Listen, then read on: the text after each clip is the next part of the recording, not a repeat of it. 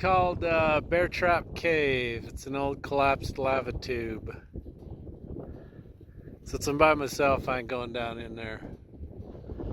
So what I'm doing is checking this out. It's another BLM job. It's like 33 miles of road reconditioning and I don't know how many miles. There's like 24,000 tons of cinders to haul.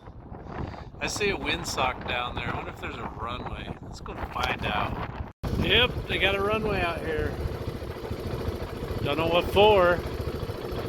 Somebody's done some work to it recently. Plenty wide.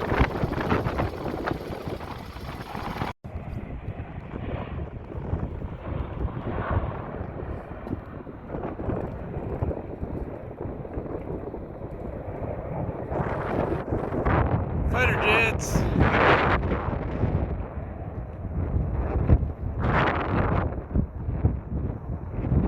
That's pretty cool. I saw him before I heard him.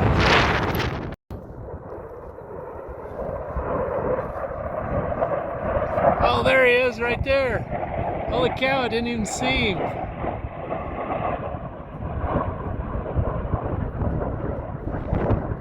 I missed the other one. That's cool.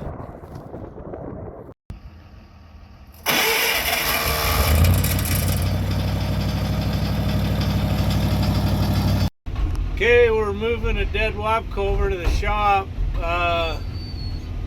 Boys got to take the tranny out of this one, so they got the other lift cylinder off. And somebody welded the bed pins in, so he's got to have a plasma torch to cut the gouge the welds off. So I said, let's air up that tire and I'll push it over to the shop instead of trying to do it out here. So that's what we're doing. That right rear tire was flatter than a turd, but a half a bucket of Murphy's and some air and we had her aired up.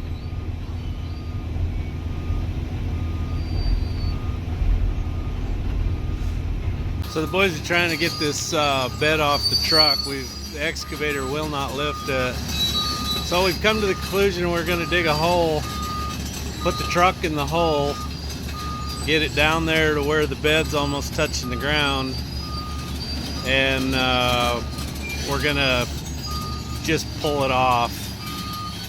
So stand by for disaster. So we're just gonna bury this parts truck. It's no good anyway. Costs too much to scrap it. We're just gonna throw it in the hole, generate some gravel. It's a fair idea, isn't it? So why are you burying this truck today, Matt? Piece of shit. Oh, scrap iron's not worth cutting it up. I'm not sure the hole's big enough to bury it though. I'm a little worried it might be sticking out of the ground. Good idea.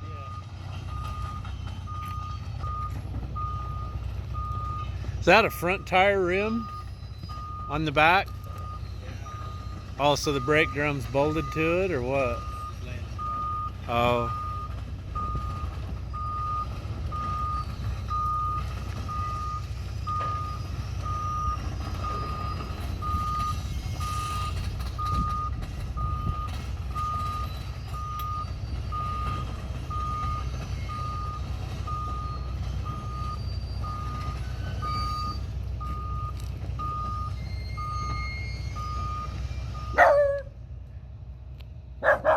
You tell him, Griff. Tell him he's doing it all wrong.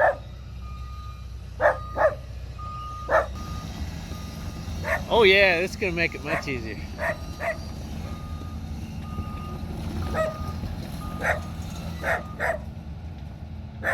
Hey Griff, hey! Shut up! We've heard enough. You be quiet. Hey! Knock it off! Shush up.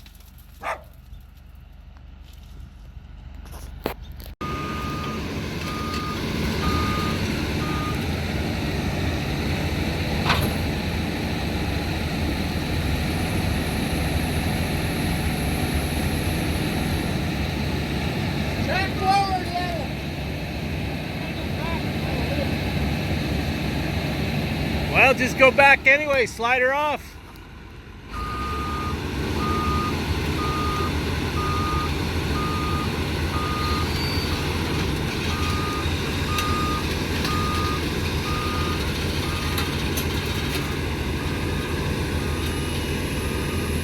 Smashing the cab. You're smashing the cab.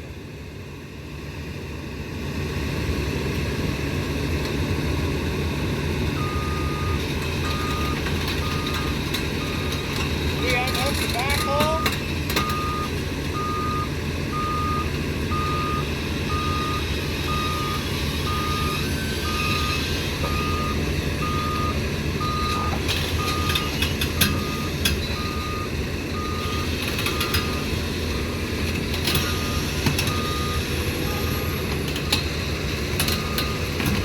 Griffey, get over here.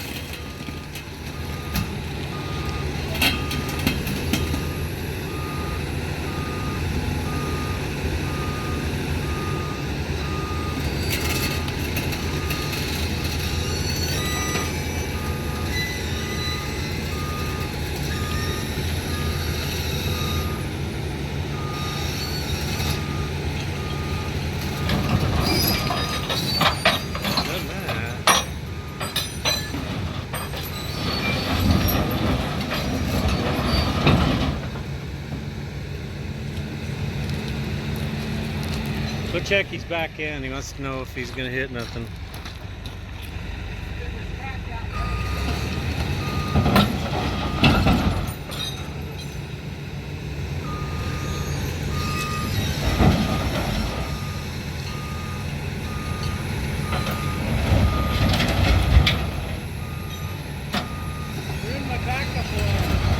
Okay, so Hookie's chain's back up. See if he can pick it up and walk it out of here.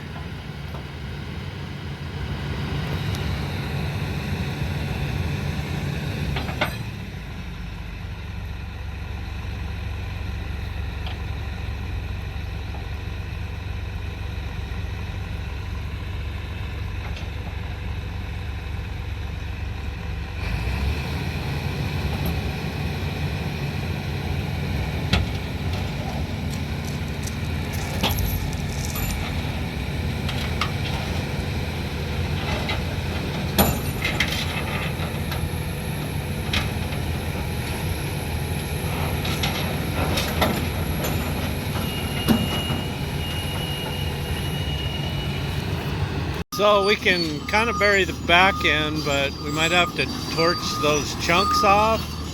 But I'm worried about this. I'm not sure I could drive the lowboy over that. So I think we might have to dig a deeper hole.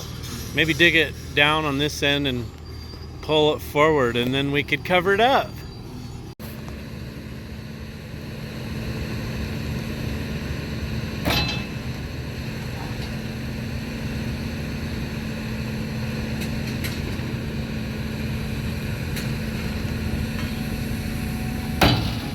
Oh yeah. Okay, so we've decided not to bury it.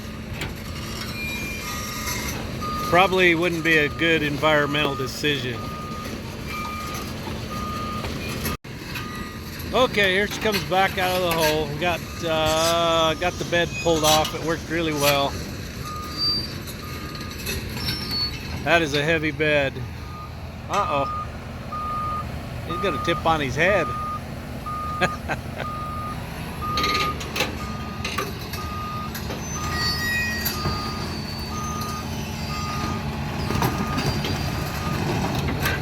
Holy moly! How embarrassing, Jake. How embarrassing.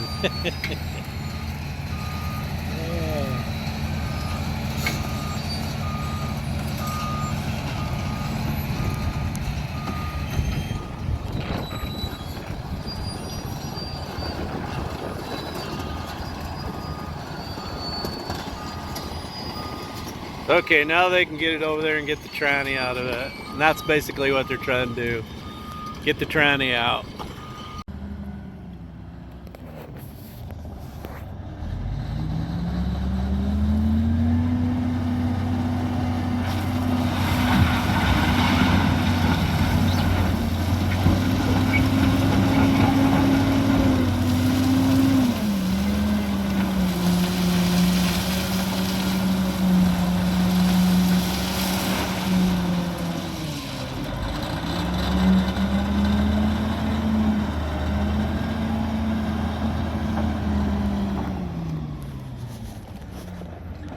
I think, Mr. Griff.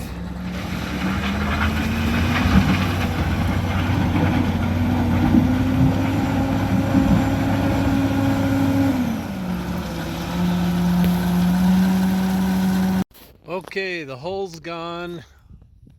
The truck is not buried. I was just pulling your leg. So, in order to pull the trannies out of this, you can do it two ways. Either take the whole front end and stuff off, and you can pull the engine and the transmission as a complete unit, or you just raise the bed up like they did on number 7 there. And what they had to do is they have to pull it out away from the, have to run the hook. I think they have to get rid of that air tank. Run the lifting device down in there, pull it away from the engine, lower it down on the ground, take your chain away from that brace here, and then you can pick it up and get it out. So this one has a good tranny in it. The oil's clean. Somebody asked me what these were, and they are a CL, what is it, CBLT, whatever. This is a, what is it, a 58, 60, whatever. But we know nothing about them. Jake thinks it's possibly the lockup clutch in the converter on number 7 that's slipping. Not the actual clutch packs, but somebody told him that if you glaze the clutches in these, they will slip. And so there's no metal in it. It's just a slipping problem. So Jake's trying to find like a gasket or overhaul kit or whatever. For now, they'll put this one in that truck, and then the old one's over there on a pallet. And they also have one of these out of a Wabco 333 scraper. It's a little different front. The converter's different, and then the rear drive, but it's the same tranny anyway. It's out there. So they could go through both of them and have a couple spares. But this is the parts truck. Number 4 over here has got a Cummins in it, and it's leaking oil out from under the heads bad. And this is a 420 also, but it's not leaking stuff out from under the heads. So I think they're going to take the tranny, and then Matt wants to go ahead and pull the engine out and pretty much strip it of the rest of the components, other than they'll leave the rear end in there. Number 4, the left front shock tower needs overhauled. It kind of lists to the driver's side, but anyway, they need about 2 or 3 more of these. So if you know where there's some for sale, let us know. So number 7 is the one with Jimmy, the V12 in it. And like I was saying, if you flip the bed up, it's really not that tough to get that tranny out of there. So the problem with that other truck, that parts one, is so it didn't run. It used to. I mean, it drove itself off the lowboy, but it didn't have, it only had one lift ram left on it, and they had to get that off, and the bed needed to come off. And so anyway, that's why we dug the hole. As you saw, it came off pretty easy.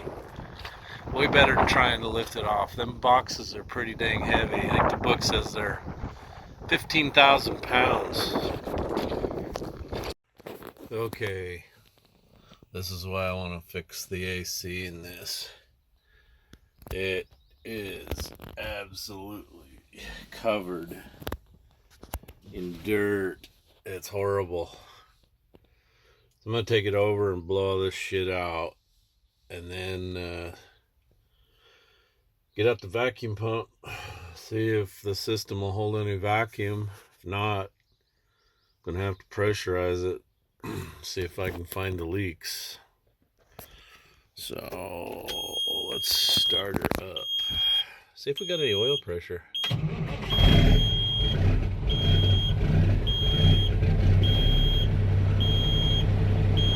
Purrs like a kitty.